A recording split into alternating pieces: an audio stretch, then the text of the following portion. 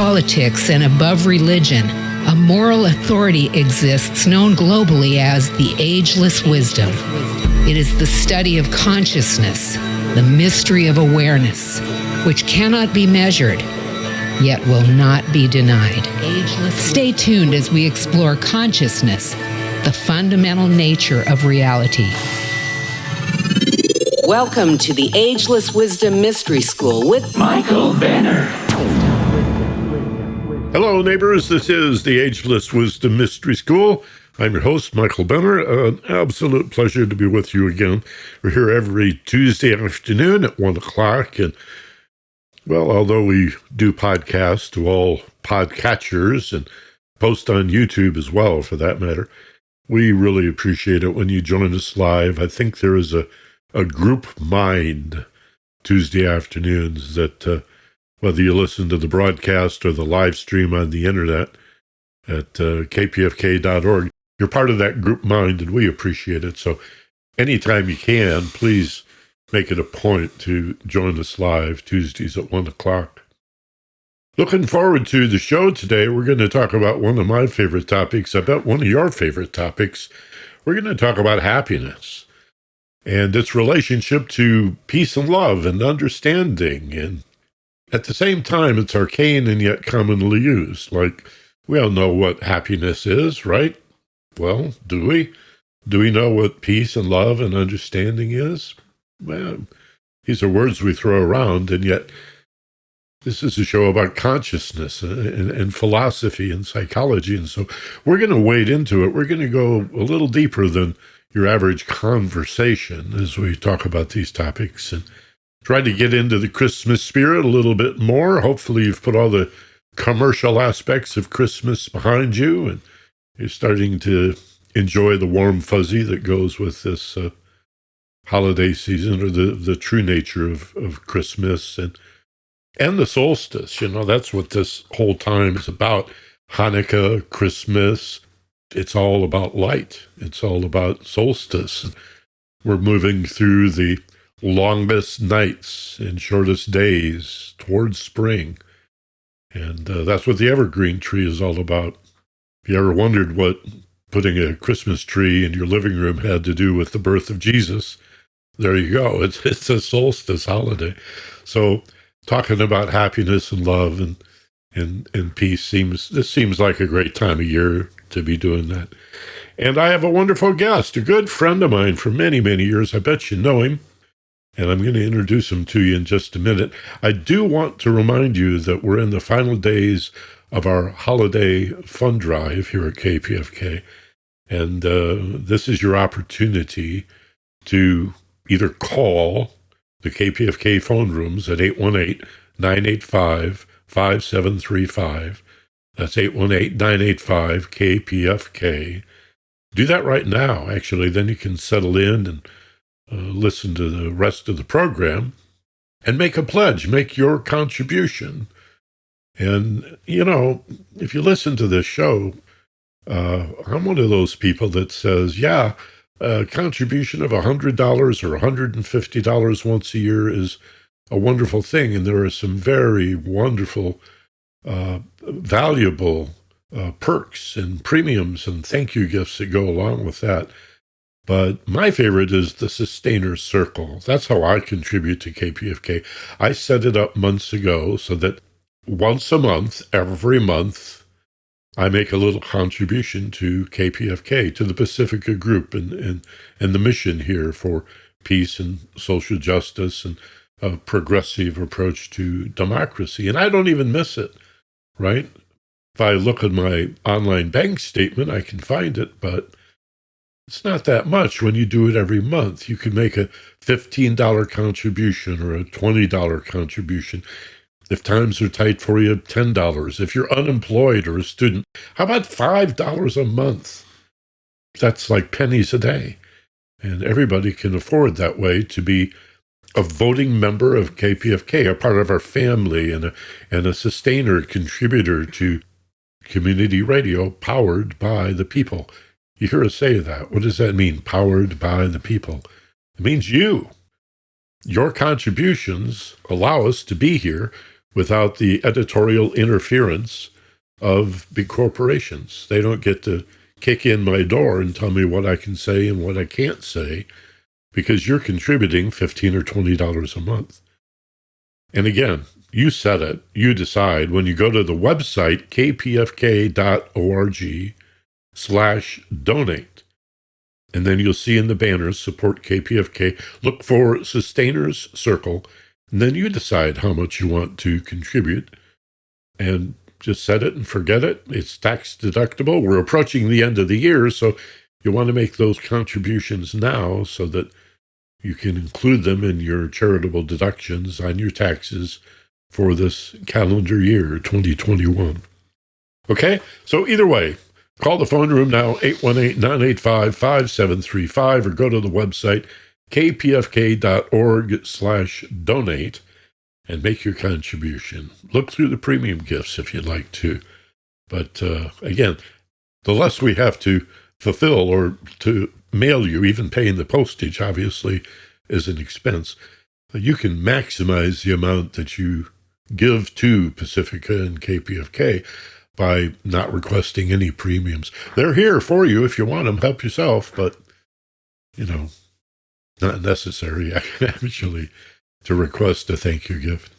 And in any event, we really appreciate it. So let's get to our guest today, and happy holidays, Merry Christmas, and we're just a few weeks past Hanukkah, but again, that's all part of the Festival of Lights. And Islam has its holidays this time of year. There's Kwanzaa, and of course, New Year's itself. So we've got lots and lots of holidays to celebrate. And so let's talk about happiness. Let's talk about joy. Let's talk about peace and love with my guest, who has been with us so many times I've lost track. I think, Steve, we've run out of fingers and toes here when it comes to counting how many times we've done radio together. But it's been almost a year since we had you on the last time. So welcome to KPFK. We're going to talk today about what I suspect is one of your favorite topics, indeed. Too. Right? Happiness, yeah. Another holiday. 2 weeks from today is my 70th birthday. Oh, so I'm so happy about that. Pretty excited, I remember as a little kid hearing Simon Garfunkel talking about sitting on the park bench, old friends sitting on the park bench, how terribly strange to be 70 was the line. And that stuck in my mind all these years. Like, that's old. When I was a little kid, that seemed like old. But I'll tell you, I'm almost 70. I'm the happiest I've ever been. Steve Snyder, my guest on KPFK today. I was about 55 when my mother turned 70. And I remember thinking at the time, wow, 70, that's really old. She went on to live into her mid-90s, though, and never complained about it. She was happy right to the end. So that's, as my brother would say, that's a pretty big bite of the apple. You bet. You bet. I'm looking forward to doing that myself. Well, we're both healthy and happy, and it's a pleasure to have you here. You introduced me years and years ago to the idea of happiness expressing or manifesting itself in 7 ways. And I think you talked about the 7 streams of happiness. Yeah. So just in thinking about happiness, like what brings it about, what allows me to feel it, what do I do when it manifests, and some, basic concepts about happiness. It's like not a destination. It's not like I get to happy and I made it, I'm there. It doesn't work that way. It's the journey. Happiness comes from moving toward getting what you want, not from getting it. Frequently when you get it, you're disappointed, but the pursuit, the on the way to, that's what makes you happy. Happiness is an experience that actually is sort of our default. Like when you're a baby and you're born after a good pregnancy and you're not hungry and you're not thirsty and you're not cold, or hot, you're happy. It's just the default. And so we are happy except when stuff gets in the way of our happiness. It's like a plant grows unless the soil's bad or the sun gets blocked off. So we're like that. We grow. And growth is the happiness, as long as there's nothing in the way. But there's one main thing that gets in the way, and that's the first of the 7 streams of happiness, the foundation of it all, and that is feeling safe. Because happiness goes away when you're endangered. Happiness goes away when survival's at stake. It's like not important. I think happiness is really important, but compared to survival, it pales in insignificance. So All right, let me interrupt because you've already made 2 points, and I don't want to skate over the first one too quickly. And that's the idea that, and it reminds me of the peace movement where there was a journalist named Musti, I think his name went by the initials A.J. Musti, and he famously wrote, "There is no way to peace. Peace is the way." Right. And in reflecting on that, I thought, well, that's true for happiness and love, which are functions of a peaceful mind. True. They are not goals or destinations. You can't do anything to be happy. Happiness is the way you do things. That's right. In fact, just the words "do happy" they make no sense. Nobody ever "do happy." It's a be thing. It's not a do thing. And so it really is about the experience you have, the reward that you get for the movement toward what you want, especially toward what you want the most. That brings the most joy, the most happiness. So these 7 streams are not ways to be happy. They're expressions of happiness. They are. And yet the first one of the 7 is about a way to be happy. Or maybe more significantly, a way to prevent yourself from being happy. And the way you prevent yourself from being happy is to not feel safe, to feel endangered. Because, again, that goes out the window when survival is at stake. So whether it's real danger, and so the first thing about being safe, feeling safe, is situational awareness. Am I safe? Is this place... Am I in a dark alley late at night, or am I home in my easy chair? Am I actually safe? Is there anything dangerous around me? And, prior to a year ago, that was pretty much a given 99% of the time. COVID changed a lot of stuff. All of a sudden, am I safe? Well, is there anybody too close to me, closer than 6 feet to me? Is anybody not wearing a mask? There's all these things that have made this COVID time feel even more unsafe for a lot of people. But generally speaking, if you've got that handled, you're indoors, you're covered. Am I safe?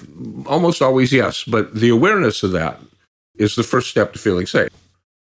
Steve, it's funny the way you say that, allow ourselves to feel safe. And then there is a resistance to that, I think.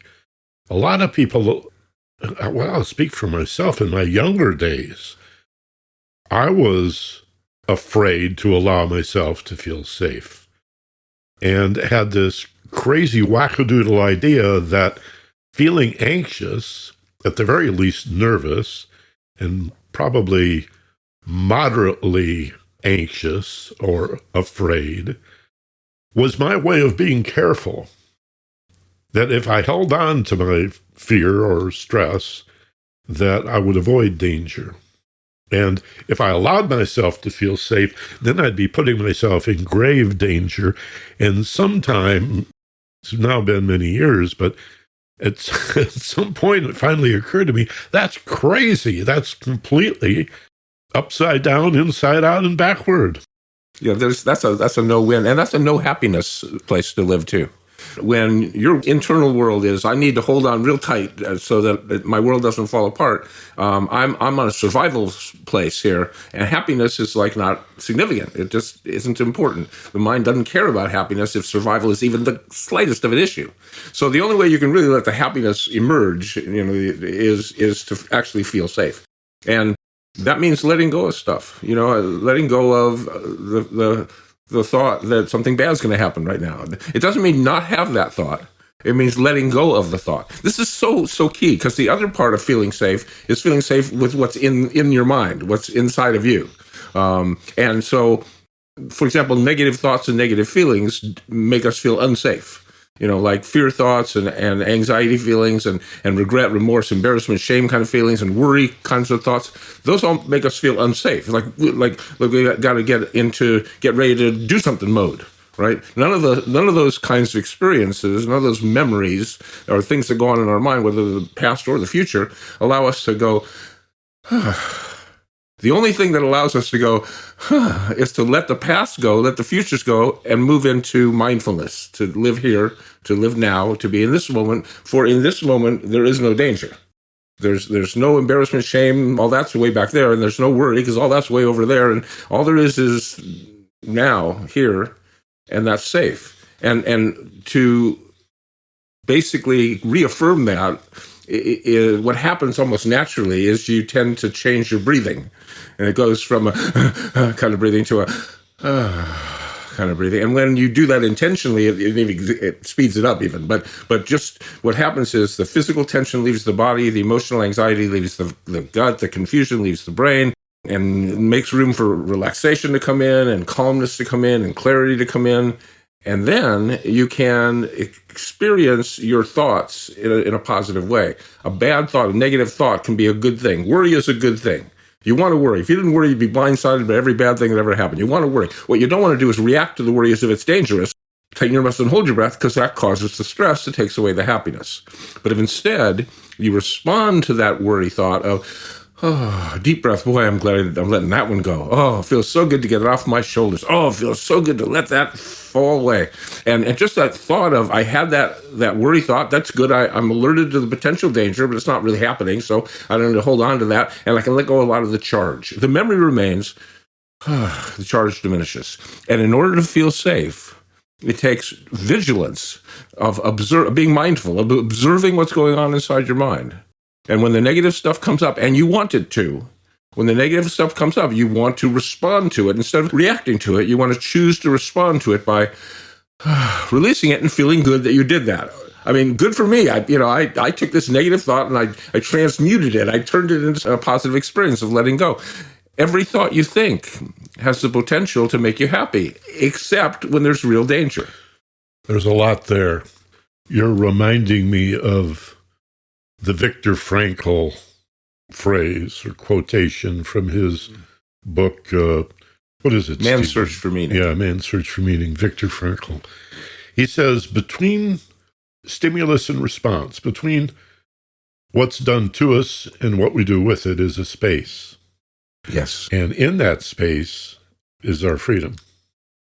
And when I hear you talking about don't react reflexively, but study the options that you have, the choices that you have, the different ways you could perceive and even more importantly, respond, and then choose and initiate that response. That's very different than a knee-jerk reaction. It's just the opposite. It's a considered, conscious, aware behavior.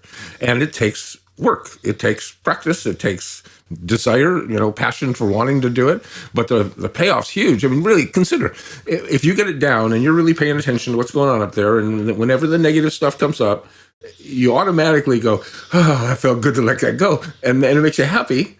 Then everything that pops up, whether it's a good thing or a bad thing, can make you happy. If there's no real danger, that's the way it's supposed to be. We're supposed to grow, If there's no real danger, if there's something stopping our growth process, if there's nothing blocking the sun for the plant or getting into the bad soil, it grows. It just does. And so we're supposed to do that too. Except survival circumvents everything. Survival just puts us down a totally different path. And whenever we're worried, survival is an issue in our brain. Whenever we're remembering that we were embarrassed or we were ashamed of something, if survival gets triggered, the whole amygdala, the whole part of the brain designed to protect us and allow us to survive, fight or flight center, kicks in, and we're not happy, because happy doesn't matter when you're stressed. Happy doesn't matter when you're endangered. So monitoring your external world to make sure you're feeling safe with what's real, and then also examining your internal world and make sure that you feel safe with all the thoughts that you have. And the way the brain knows it's safe is it takes a deep breath. If it's not safe, it holds a breath, getting ready for fight or flight. When it takes a deep breath, it realizes I must be safe, because I wouldn't have done that if I wasn't actually safe. So a deep breath is a trigger for feeling safe. And every time you release a negative thought or embrace a positive thought, you can take that breath and feel safe. Breathing is really the core of almost all self-improvement. I've heard over and over and over again in my life from so many meditation teachers, or related. It could be a teacher of autogenics or self-hypnosis or yoga. I guess it really goes back to Patanjali's Yoga Sutras, this idea that there is no happiness without a peaceful mind. And that one allegory I hear being used again and again is the glass lake. That when the mind is disturbed either emotionally, mentally, or just physical tension, like ripples on the water, much less waves, much less the tsunami that comes along every once in a while. But just little wind ripples on the water will prevent us from seeing into the water and also prevent us from seeing what's reflected on the surface of the water. But when that water is calm, like a glass lake, you can see into the water. You get a clarity that allows you to understand. Even if the conditions that are upsetting you remain the same, you now have clarity and insight. And you also see what's reflected on the surface, which seems to me sort of a spiritual aspect to all of this, the overshadowing, the bigger picture, the sky and the clouds. I'm looking down into the water, but I see the sky and the clouds reflected on the surface, but only when it's calm. Right. So that's always stuck with me. And again, it's been reinforced by hearing teachers of meditation talk about it over and over again. Does that fit for you, the idea that safety is somewhat like a body of water that's perfectly calm and quiet? Yeah, that's ideal safety. There's nothing disturbing. It's placid, it's calm, it's relaxed, it's safe. That's definitely what it's all about. That's a great metaphor of feeling safe, is when the mind is quiet and it's not jumping into the past with regret and remorse, and it's not jumping in the future with worry and anxiety, and it's staying with, I love the smell of new mown grass, or something like that. It's like in the moment, that's what safety is all about. And from there comes all kinds of ways streams you can go down for more happiness. But without that, if you're not feeling safe, then your brain's going to be thinking about survival, not happiness. I have to take a break here. Why don't you outline the 6 streams of happiness that we've yet to touch on? The first one being this whole idea of feeling safe. Right. And again, these are not ways to be happy, because we're saying happiness is the way. Happiness, well, I think it was Abe Lincoln that said happiness is a choice that you make. Right. It's an approach to living. It's a lifestyle. It's an attitude. It's optimism. It's the joy that you mentioned that little kids have. When John Lennon was a little kid, his teacher said, what do you want to be when you grow up? And he said, happy. And she said, you don't understand the question. And he said, you don't understand life. That's great. Touch on those 6, and then we'll come back from the break and detail them. Once you're feeling safe, then 6 different ways you can express your happiness. One of the wonderful ones is love and kindness. Being in love, being lovable, being loving, having that experience with other people of sharing a love. That's an amazing way of bringing happiness and joy. But it's important to understand, and many don't, that the love you're feeling with another person, it's not them loving you. It's your love for yourself resonating in harmony to that. Because you can only feel your own emotions. You can't feel other people's emotions. So when somebody loves you, what happens is the love you have for yourself is resonating. Now, therein lies the rub often, because, you see, let's say on a 1 to 10, you love yourself a 7. The other person out there is loving you a 9, but you can only feel 7, because that's all you got to resonate inside of you. And so, they feel like they're giving you so much, and you're not receiving everything they're giving you, because you really can't. Oh, there's so much here. I want to come back to that, but skip through these. That's number 2. What's number 3? Oh, okay. Love and kindness is number 2. The next one is an easy one, gratitude and appreciation. Followed by a difficult one, a very difficult one called optimism and positive thinking. You got to fight to be a master. Oh, there's the optimism. Yeah. Okay. Then there's, for those fortunate enough to have discovered one, this is like passionately pursuing your purpose. It's like finding your meaning in life, your specific, what you're meant to do kind of thing, and doing that. Just doing that is, whether you're successful at it or not, doing that it brings such joy and happiness to know you're doing what you're supposed to be meant to do. If you're not one of those that discovers that in their life, the next one is for you. It's growth, success, and fulfillment. It's find something else and be great at that. Find something to be masterful at, something that you feel like you're really, really good at, and that brings so much joy, and have the competence, the excitement, the expression of my talent, that sort of thing leads to growth and success and fulfillment, and that's a wonderful life path toward happiness. And then finally, the last one is sort of, it's just optimum health, and wellness. Just like stay healthy and well. You can be happy even if you're sick, but it's much harder, and it's much easier to be happy when your body is doing everything it's supposed to be doing and dealing that with oxygen right and dealing with everything right. It's easier to be happy when you're not hurting. It's easier to be happy when you're well. So those are the 7. So it's feeling safe, love and kindness, gratitude and appreciation, optimism and positive thinking, passionately pursuing your purpose, finding purpose in growth, success, and fulfillment, and optimum health and wellness. 7 streams of happiness. It could be 13 or 14 streams, but I get how those are related. Let's take a short break and we'll come back. And I really want to talk about that idea of owning your emotional feelings. My guest is Steve Snyder. Steve is a personal development trainer. I guess that's clear.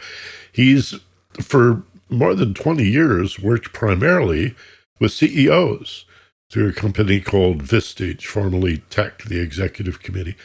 And he flies all around the world speaking to groups of CEOs and I guess other C-level mostly CEOs, C-suite officers, and these are the top executives of some pretty good-sized corporations. We're talking about success and fulfillment, meaning and purpose, and the related concepts of peace and love, our longing for justice, our humor, our sense of beauty and aesthetics as imperatives, meaning and purpose level. Right? That kind of stuff. And we'll be back after this short break. You're listening to 90.7 FM in Southern California and streaming for the world at kpfk.org.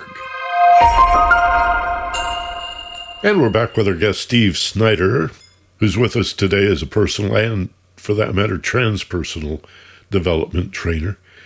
And Steve works mostly with corporations, but he's a friend of mine. We've done workshops and seminars together, and I always enjoy having Steve on the show, and we're talking about one of his favorite topics, and maybe everybody's. That's the whole idea of being happy. And along with that, I guess, is fulfillment, which goes beyond success. How many successful people do you know, seemingly successful, who, are just not all that happy? They got a hole in their heart. They're grumpy. They're frustrated. They're always on edge. They're defensive and maybe even aggressive and hostile. And finding happiness in the world seems to be the big mistake. But to identify happiness within yourself as a natural state, I think that's what we're talking about. We said at the top of the show, there is no way to happiness. That happiness is the way. And that's where so many successful people are unhappy, because they thought that success would bring them happiness, but it doesn't. Success does not bring that.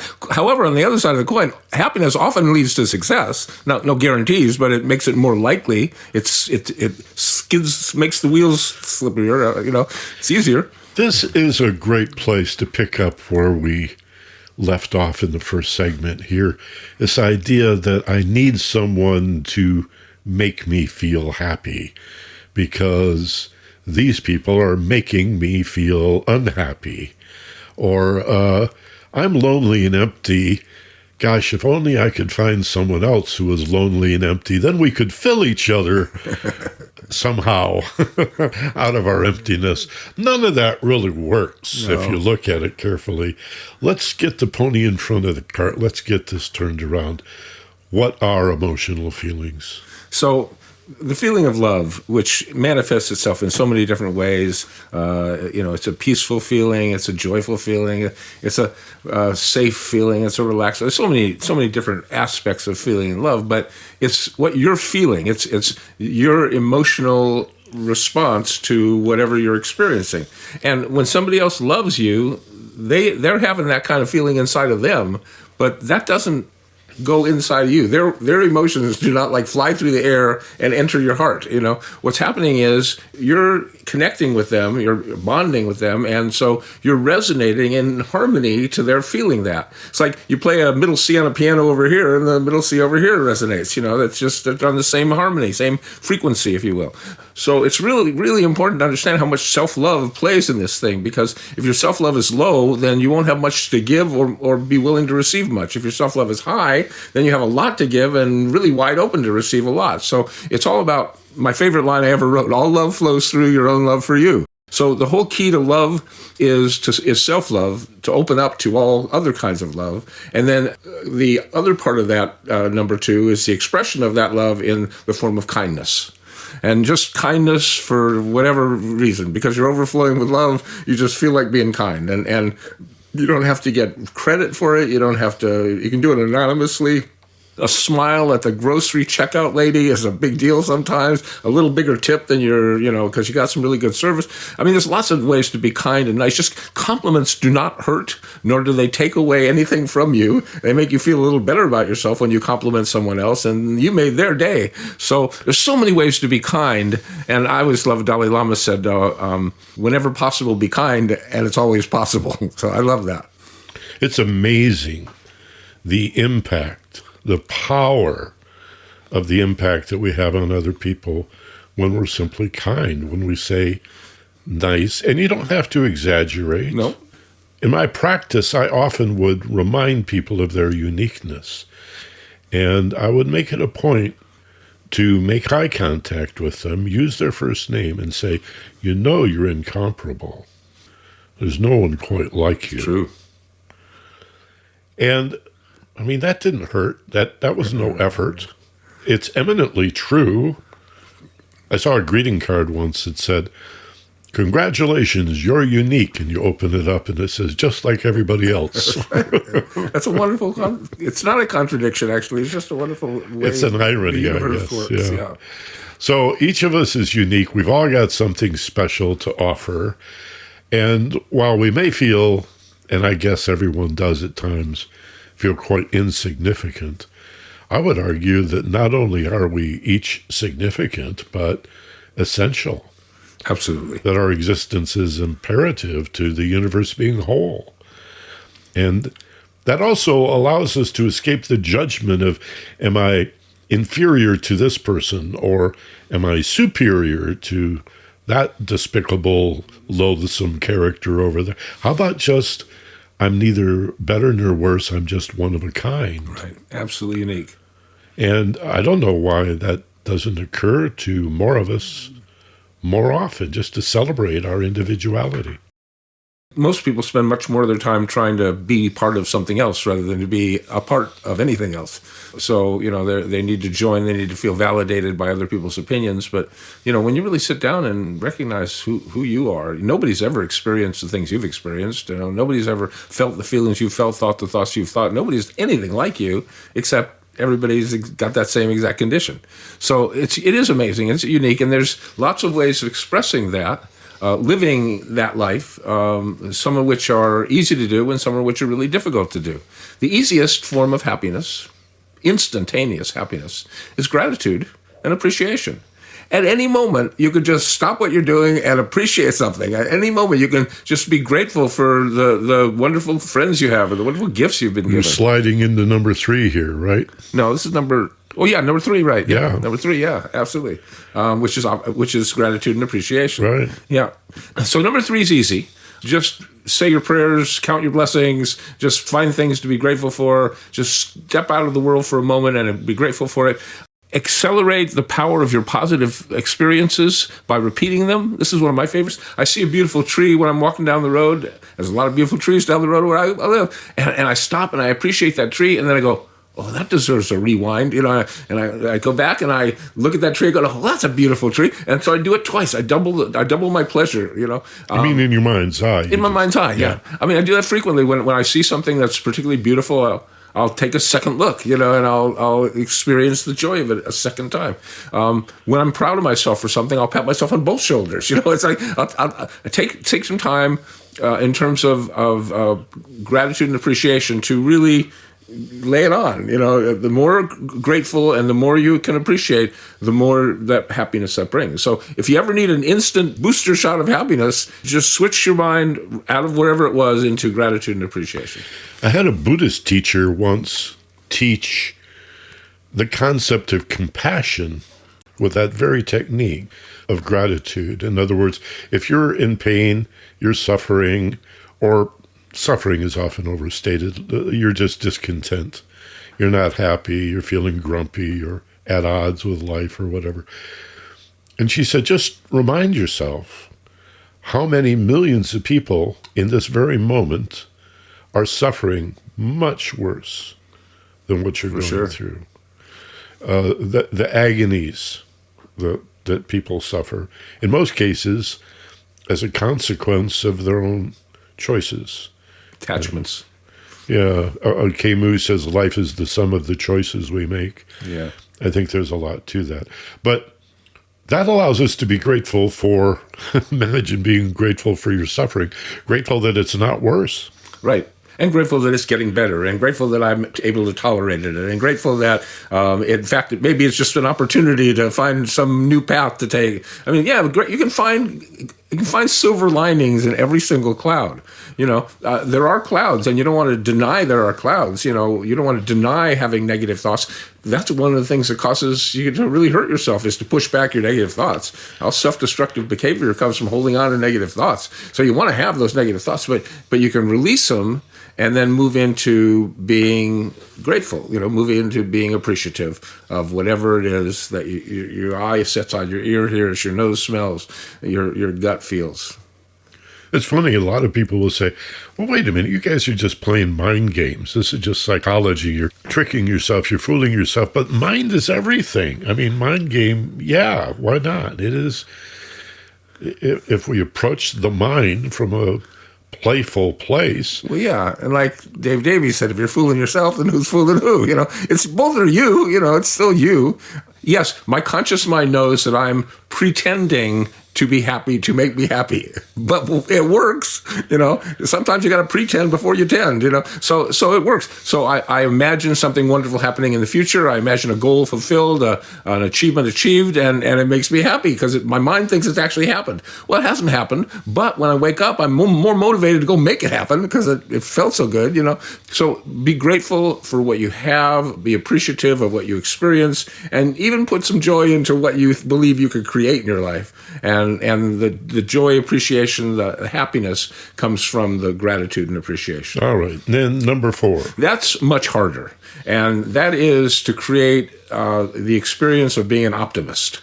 It is not easy to be an optimist. It's so much easier to be a pessimist, especially in the world full of so much negative stuff flying around. But anytime, it's easier to be a pessimist because, you see, negative thoughts are much more powerful than positive thoughts. Negative thoughts are about survival, and positive thoughts are just about personal growth. That's really true. We have a whole section of the brain dedicated to fear. Yeah. Yeah, I mean, survival, if you didn't have that, you wouldn't notice those wild animals that were approaching. You wouldn't notice that you're taking yourself into a bad neighborhood. You wouldn't notice a lot of the things that are actually dangerous. So because we have that thing on steady alert, But see, for some people, it's the front of their brain. It's what's going on more than anything else. And for other people, it's like in the back of their minds, metaphorically speaking. It is in the back of the brain, but metaphorically speaking, it's sort of in the back of your mind, and it'll like a guard dog. It'll come out if there's anything dangerous. But otherwise, it's just sort of laying there and not doing it. That's where you want to be. You don't want that thing on high alert all the time. You want the amygdala on like low awareness, just if there's anything real danger, I'll pop in. But I want to feel safe, basically. So optimism takes doing that. It takes calming the whole brain chatter thing.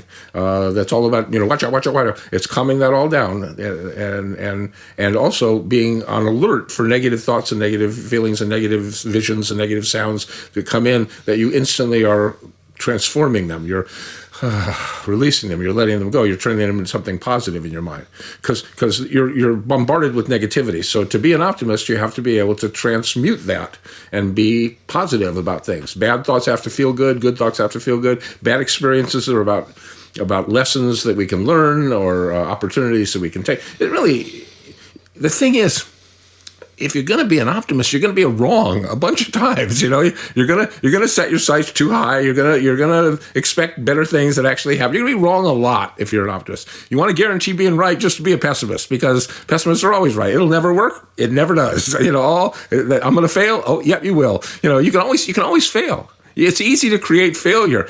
Creating success is not so easy. Creating success isn't all dependent upon you. I mean, there's outside factors that come into play. There's competition and there's the economy. There's all kinds of stuff. So being a success, you can do your best and still not get there. But failure, you can guarantee failure. It's a strange narcissistic self-satisfaction that pessimists get from reminding you that they told you this would all fall apart. See, exactly. I knew this wouldn't work, and you're a fool for believing that it did, and I'm superior to you because I'm not only negative, but I'm nasty about it, and I'm going to get a leg up on you and be more powerful than you by always rooting for failure. And the world is full of these people. It takes no skill, no insight. There's nothing clever about being the first to say what cannot be done and what will never happen. This need to be right, I think. It's pathological. I think you've hit on something. You know, so much of their life is all about that end game of being. It's like the difference between optimists and pessimists. Pessimists have a terrible time on the way to finding that they're right, and optimists have a wonderful time to find out if they're right. You know, so if you don't need to be right, you might well choose optimism. But it's a constant vigilance. It's a constant being aware of all the negative stuff that comes in and transmuting it and transforming it and turning and seeing silver linings and everything, and keeping yourself from being apologies to Haley Mill, a Pollyanna kind of optimist, you know, where you've blinders on.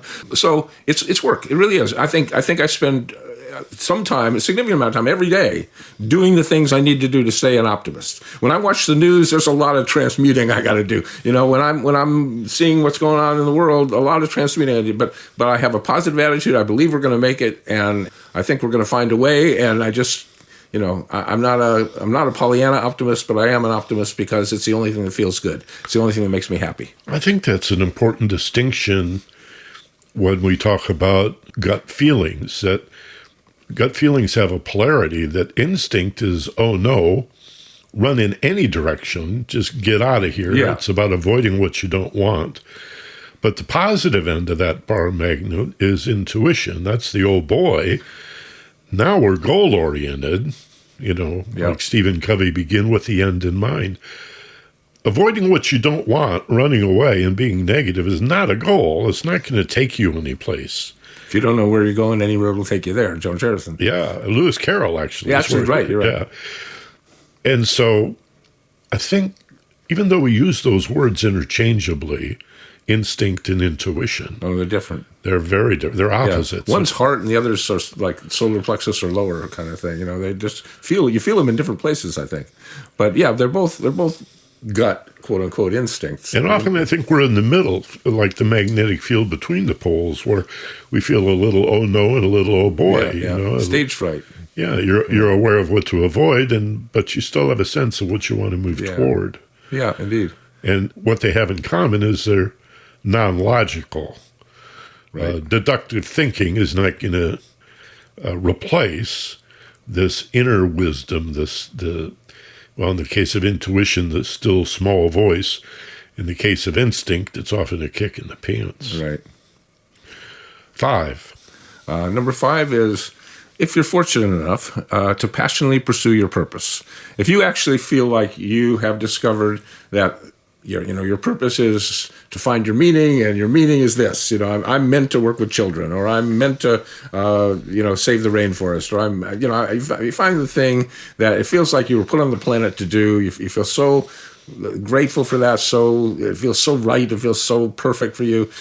Just finding that purpose and doing something in that area of the universe, that's happy. I mean, if you're so fortunate as to discover that, why I'm here on the planet and I'm doing it, just all by itself, that's a happy experience. But if you're not so fortunate and to discover that meaning, that the one thing that's right for you to do, you can still be happy by pursuing something else. It doesn't have to be your purpose, just something that you can grow and feel successful and become fulfilled within, something that you can get better at, something you can enjoy doing, something that you can find some things about it, if not the whole thing, some things about it that really turn you on, that really make you excited. I love to use my wife as an example. You know, she was the CEO and co-owner of the nation's largest licensed manufacturer of aircraft parts. Aircraft parts was not her passion. She didn't love aircraft parts, But what she did discover was what she did love was taking groups of people and helping them work together better, about creating a continual improvement kind of energy around the group. She loved doing that kind of stuff. So within the context of being a engineering company's owner, she found a niche that she could grow, feel successful, and become fulfilled with. So if you're fortunate enough to find your passion in life, your purpose in life, pursue that. But if you're not, pursue anything with joy and happiness and love, and you'll get a great deal out of it. You'll move toward becoming fulfilled in your life, even if you haven't found your actual purpose. A question I often ask, and I get a variety of answers to this. So let me ask you, do you distinguish a difference between meaning and purpose? Yeah. I think purpose is more of a universal to grow, to improve, to get better, to become the best we can be, to evolve. That's what purpose is about. Meaning is in what direction, at what speed, and do you do that? Where do you do it? How do you do that? What's your individual expression of now that you know your purpose, meaningfully pursuing it? So purpose is more universal and objective, and meaning is more personal and subjective. And subjective, yeah, I'd say so. Okay, we got two more. We got 6 and 7. Let's take a short break. Okay. And we'll come back and do 6 and 7, right? I think we did just 6. I think we just have 7 left. I talked about 2 just now. Oh, I see. Okay. We'll get all the bases covered here. Stephen Snyder, my guest, and we'll figure out where we are in that countdown and continue right after this short break. You're listening to 90.7 FM, KPFK in Los Angeles. KPFK FM on your very own radio from Southern California to the world via kpfk.org. Thank you for being with us today. One of my favorite topics, we're talking about happiness. My guest is Stephen Snyder, and we've gone through 6. We're really down to the last one. Yeah. Starting with the feeling safe. That's the core one, feeling safe in your external and internal worlds. And then love and kindness, and gratitude and appreciation, optimism and positive thinking, passionately pursuing your purpose, and if you don't have one, grow success and fulfillment in a different area of your life. And so the last one, number 7. The last one really is a sort of an outlier in a way. It's optimum health and wellness. I mean, you don't need optimum health and wellness to be happy, but if you have optimum health and wellness, that's a damn good reason to be happy. That alone is something really to celebrate. So every one of those paths, you need the first one. You need to feel safe to let any of the others open up for you. But any of them that you approach are bringing you happiness. The easy one is gratitude and appreciation. I think the hardest one is optimism and positive thinking. But any of them can be done with passionately pursuing a purpose. We can gloss over 7, but when it comes to happiness in old age, I think that becomes increasingly... It's a factor. And I'm so grateful all my life that I drink water, lots and lots and lots of water, and almost nothing but water. And it's really had a lot to do with my immune system bouncing back and being able to... And I've got some health issues. I said I'm almost 70, but I'm pretty grateful overall for my health and well-being. But the thing is, it's the one area we all know exactly what we should do. I mean, we've been bombarded with information about what you need to do to eat right and to exercise right and to take care of yourself in the best possible way. Everybody knows intellectually how to do that. Just so few do. I mean, the vast majority of people are not eating right. They're not exercising right. They're not sleeping right. So it's one of those areas where even though we know what to do, it takes a lot to get somebody to do it. Oftentimes it takes a real scare or, like a near-death experience or something. Sometimes it takes a divorce or abandonment. Sometimes it takes something really heavy to shake things up, to break us out of those addictions to the easy way in terms of not taking care of our bodies. So in summation, Stephen, if we look at happiness, and we start with this idea that we're not going to find happiness, happy events, happy conditions, some situation, some relationship in the world, a lot of money, a big car, a house, a trophy partner. These things don't make us happy. They don't. It's an internal condition. Right. Happiness really comes from what are you experiencing inside your own mind. It's like if your experiences with your past are pleasant and positive and upbeat, optimistic memories, great, that'll bring you happy. If your experience with your future, rather than as worry, is like thinking of rehearsing great performance, rehearsing great expectations, imagining success, imagining fulfillment in your life. If your thoughts about those things are upbeat and happy, that'll lead you to happiness. But the most important thing is, are you living here and now? Because it's happy here and now. Nothing bad's happening right this instant. I'm in a safe place. I have a lot to be grateful for. I'm feeling optimistic about my future. I've got something I'm going in my life that I feel proud of. I'm in pretty good health. Right now, right here, when I explore what's real, the only thing that is real, which is the now, I'm happy. And almost everybody will find that there's lots to be happy about if that's the place they live, in the here and now. Because they are not in danger and because they are able to create all these pathways, through optimism, through gratitude, through feeling good, liking your positive thoughts, embracing them, and letting go of your negative thoughts and releasing them. Every moment is an opportunity for more happiness. If it's a big deal to you, if it's something you want, you can manifest it. It gets easier in some ways as you create habits around it, but it gets more difficult in other ways because the universe throws stuff at us that we're not ready for, and hard stuff, and the world gets real negative all of a sudden. There's some challenges to optimism. There's some challenges to happiness, and I don't know that it's something you have 24/7. But, we do have the option of almost any time creating short-term happiness, pleasure or fun, creating the short-term happiness. The long-term happiness which really is more about meaning, like we were talking about, finding your meaning in life, or having really growthful, wonderful relationships. Those are the big things that create the long-term happiness, experiences and relationships. But at any given moment, we can choose to be grateful. In any given moment, we can choose to feel joy and pleasure at a lot of things in the world. So make sure you get enough of those. Infuse yourself with a whole bunch of those short-term, feels good happiness, like that positive thought or releasing that negative thought. But also keep an eye on the big picture. It's not impossible to be happy by yourself. It's a whole lot easier surrounded by the ones you love, relationships, and go do things, don't be a couch potato. Go do things. Experiences bring all kinds of joy and happiness and great memories as well. Stephen Snyder, my guest today. Stephen, you have a website where people, I know you don't do personal development work anymore. You're retired. But pretty much retired. I actually had one client last year I did some phone work with, but an old friend. You still do businesses, though. But I still do regularly Vistage groups, about 3 or 4 a month these days, maybe a quarter of my time, 5 days a month, something like that. I still want to keep my hand in. I still love doing it. They still want me, so I don't say yes to most of them, but I say yes to some of them. I've got a few weeks off, and I've got 5 talks in Denver in January. So I do a few. And what's your website? My website is StephenSnyderSeminars.com. That's Stephen with a V and Snyder with a Y. Seminars.com, and there's a whole bunch of cool video clips from my seminars. That looks pretty good. Give you a real sense of what I look like and the energy I have when I'm in front of an audience. I love being up in front of an audience. Oh, you have energy. I didn't notice. I do. So my friend Stephen Snyder, our guest today on KPFK.